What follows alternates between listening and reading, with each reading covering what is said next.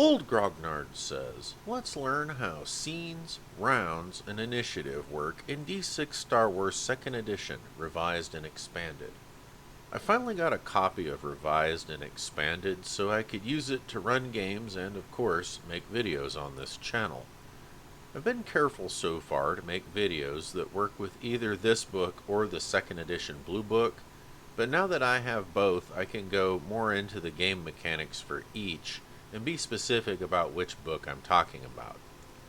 If you hear or see the term R&E, that's a reference to this book here, so now you know. Today's video is about how time is managed in-game using scenes and rounds. Let's go to page 77 in the R&E book and look at the section titled Scenes and Rounds. First we'll look at scenes. This is what the book has to say. Scenes are used whenever what is going on every second doesn't really matter. The game master simply describes the situation and the setting. The players say what they want their characters to do and make skill rolls if necessary. And the game master tells them what happens and how long it takes. A scene can cover a couple of minutes, a few hours, or even days or weeks of time. A scene could show a conversation between two characters. Another scene might cover several hours, such as the scenes in Star Wars A New Hope when the Millennium Falcon is flying to Alderaan. If you've ever played a role-playing game, this all sounds familiar. This conversation loop is a core component of how RPGs work. In Star Wars, they just have an actual term for it. Let's move on to how rounds and initiative work. This is also from page 77 in R&E. Star Wars uses rounds to keep track of time when every second counts. Each round represents 5 seconds of time, give or take a few seconds for dramatic license. You'll notice right away that they aren't referred to as combat rounds. This is because rounds can be used outside of combat in situations where there's a deadline, like if a character is trying to defuse a bomb. You could also switch to rounds if it's dramatically important to know who acts first in a situation, like if 2 or more characters are reaching for the MacGuffin at the same time. The part about give or take a few seconds on the round length is also worth mentioning. If you're used to a round being 6 seconds for whatever reason that might be, and it's unimaginable for it to be any other length, you can change the round length to 6 seconds and it won't affect how the game works. So, if it makes you and your players more comfortable, go for it. Anyway, there are 2 phases to each round: initiative and rolling actions, or you could say resolving actions in the case of things that don't require a roll. Once everything is resolved for the current round, we move on to the next round and start over, to include re-rolling initiative. This goes on until rounds are no longer necessary and the GM decides to switch back to using scenes. Let's look at how the initiative phase works. Star Wars uses group initiative, so the first step is for the GM to figure out what those groups are. Normally it's pretty straightforward, with there being 2 groups, the players and their allies versus whoever they're fighting. But there could be 3 or more sides, that's up to the GM. The third side doesn't even have to be an outside group crashing the party. You could have one of the players who is separated from the group where they're doing their own thing and don't have direct communication. Maybe they're flanking the enemy or getting into a sniper position. In this case, it would be reasonable to have them roll their own initiative, but again, this is up to the GM. Once the sides are figured out, the character with the highest perception on each side rolls their perception, with the highest roll winning initiative. There are a few points the book makes about this. One is that if there's a tie, roll again to see who wins. Another is that rolling for initiative doesn't count as an action, so it isn't affected by multiple action penalties. However, the -1d or -2d penalties you would get for being injured do count. This is important to know because if the character who's rolling initiative for a side is injured, Another character on that side may have a higher perception score after figuring in the minus 1d or 2d penalty. In that case, the character on the side with the highest perception after figuring in penalties would take over rolling initiative. The last is that if you win initiative, you normally go first, but you can choose to let the other side go first. Because sometimes you'll be in a situation where it makes sense to wait and react to what the other side does. For our example, we'll see how initiative works with the characters Raisin, an adult black dragon maid in episode 37. Hypothetical eldritch being, who prefers to be called Heb, is the GM. In the previous scene, the players took their utility speeder to the remnants of a Clone Wars era battlefield to find replacement parts for their ship. There are rumors that some parts of the battlefield are patrolled by separatist battle droids who continue to follow their patrol orders, unaware that the war ended 2 decades ago. So far, the players have been fortunate enough not to encounter any of them. As the characters load the last of the parts onto their speeder, they spot 4 battle droids walking out from behind a scrap pile about 80 meters away to the rear of the speeder. One of the droids points towards the characters and their speeder. The rest turn to face them. Terrell, played by Adult Black Dragon, is on the back of the speeder. Sarla, played by Raisin, is standing to the left of the speeder. So right here, the GM signals that it's time to switch from scenes to rounds with the all-too-familiar roll initiative. Since Raisin's character Sarla has the highest perception on the player's side, she rolls initiative for the players and she gets a 16. Heb rolls perception for the droid patrol leader and gets a 10. Since Sarla won, it's up to Raisin if they go first or last, and as you can see, she decides they're going first. Now we move on to the second phase, rolling actions, or resolving actions for stuff that doesn't require a roll. So a general overview of how actions are resolved in this game goes like this. The character that rolled initiative for the side that goes first declares how many actions they're taking, and the GM assigns a multiple action penalty. They then resolve their first action. Then the character on that side with the next highest perception does the same thing. Then the next higher perception, and so on, until everyone on that side has declared how many of their actions they're taking, been assigned a multiple action penalty, and resolved their first action. Then the other side does the same thing. If there's a third side, then they would go.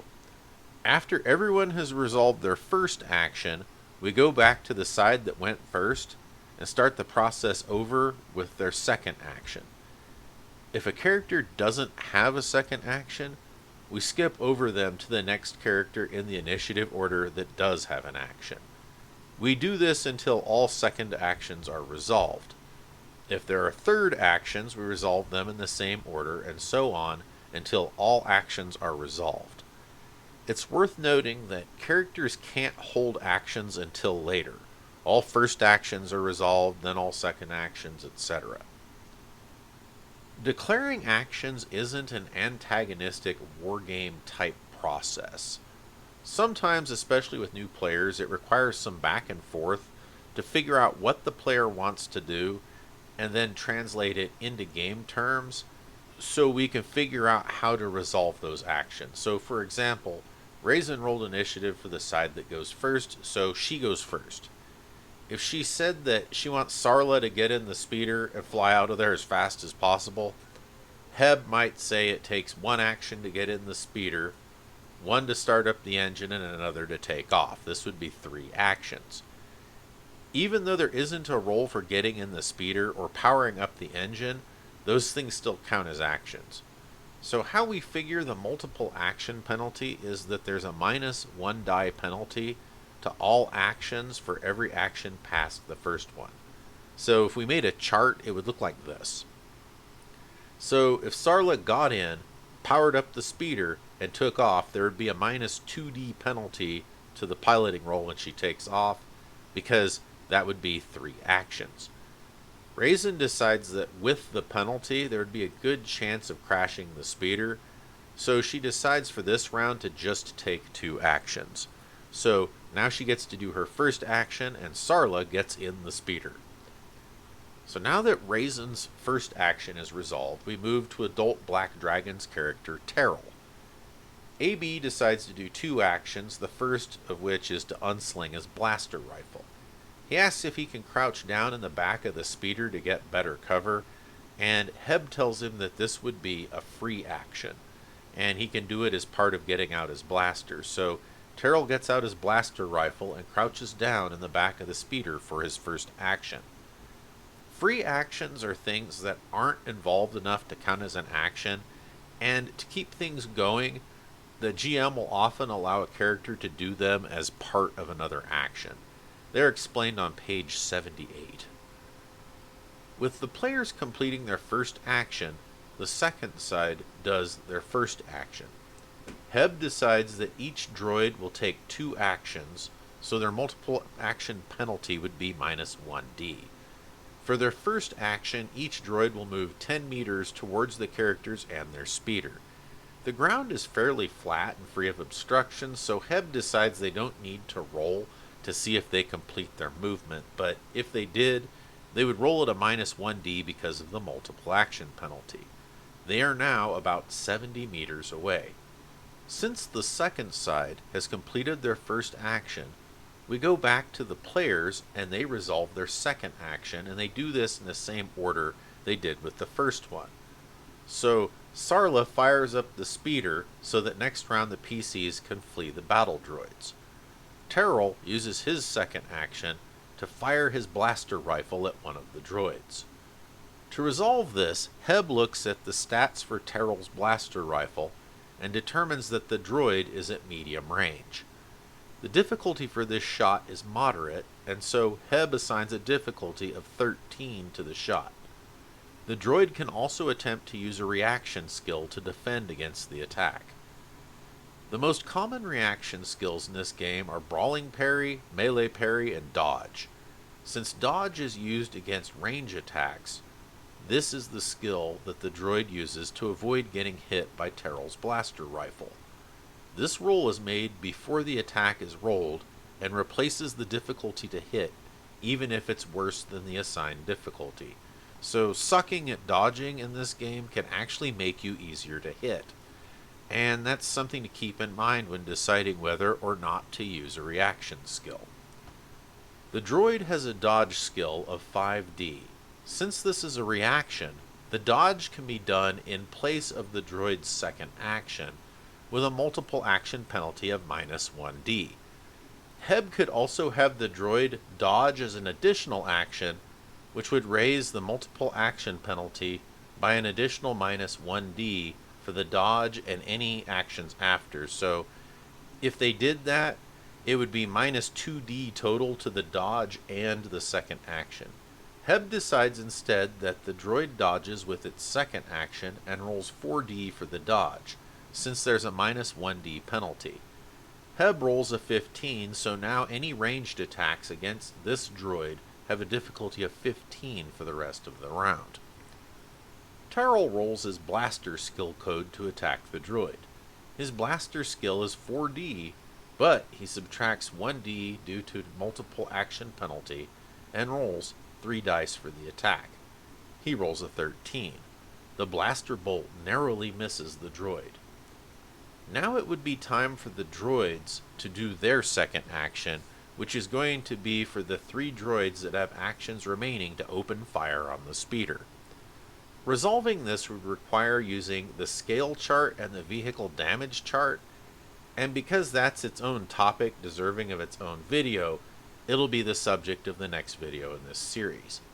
But for purposes of initiative and how rounds work, we would resolve those attacks, and since all actions would be resolved for the round at this point, we would just start a new round. There are a couple of things I want to mention before ending this video. One of them is that the thing where the characters act in order of perception is just the default way of doing it. If the characters want to act in a different order, it's fine, as long as they use that order for resolving actions for the rest of the round. So, if in the next round players decided that they wanted Terrell to be able to fire his blaster before Sarla moves the speeder, they absolutely could go in that order as long as they act in that order for the rest of the round. Another thing is that the multiple action penalty might sound complicated, but in practice it's easy to do because you aren't really doing any math. You're just removing dice from dice pools, and it becomes second nature in no time at all. Here are the page numbers for everything we covered today, and with that, it's outro time. Thanks for watching.